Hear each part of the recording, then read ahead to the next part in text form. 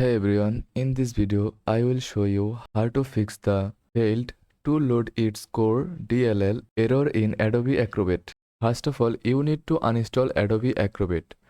Go to Control Panel on your Windows PC, then click on Uninstall a program. Find Adobe Acrobat in the list, right click on it and select Uninstall. Then click Yes. Now, restart your computer to ensure all changes take effect and that the system is cleared of any remaining files from the previous installation. After that, download the latest version of Adobe Acrobat from the official Adobe website and reinstall it.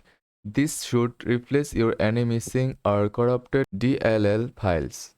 After installation, right-click on the Adobe shortcut and select Run as Administrator.